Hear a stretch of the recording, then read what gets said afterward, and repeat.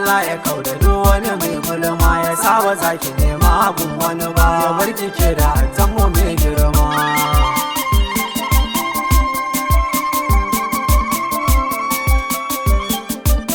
ya bar kike da tammo mai girma Hajiya Zainab sannu macen girma Allah ya kauda duk wani mai gulma ya saba zaki nema abun wani ba ya bar kike da tammo mai girma Allahu na kira tutar mulki wa man tasha'u shine yake komai Hajiya Zainab alkyabbar mata shine idan ya so zami shuka in ta tsiro ko har mami mai a gaida anta mai halin girma wallahi an cikin yi mun komai a baya na faɗa yanzu ne ki gama lafiya Hajiya Zainab Allah ya bar kike da mijin naki Sulaiman wata mazan fama Hajiya Zainab sannu macen girma Allah ya kauda duk wani mai gulma ya saba zaki nema abun wani ba ya bar kike da tammo mai girma filin gudu a kyalewa doki aikin karya ice sai dai giwa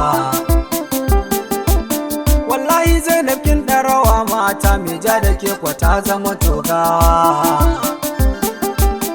Allah yake tsaya miki antina in ya tsaya ku ba wani mai jawa uwar gida sarautar mata ce mai ja da ke kwaya zama dan banza Hajiya Zainab sannu macen girma Allah ya kauda duk wani mai gulma ya saba zaki nema abun wani ba ya bar kike da tammo mai girma wakar gani nake miki antina ba dan kuɗi nake rerawa ba Hajiya Zainab alkyabbar mata sai dan kina yaba wa sana'a ta komai na yau gare ki kina karba a gaida anta mai halin girma shine yasa nake miki baitoci ko da wa'ansu ba su amince ba ki gama lafiya Hajiya Zainab mata gun Suleiman na atta wallahi na faɗa kin yorata Hajiya Zainab sannu macen girma Allah ya kauda duk wani mai gulma ya saba zaki nema abun wani ba ya bar kike da tammo mai girma Haji ana ya banki wajen girki da kwalliya kwakin zarace mata Hajiya Zainab alkyabbar mata dukan abin da anti ta fuskanta wallahi sai kwata wa dugurata a gaida anta mai halin girma to shaninki matar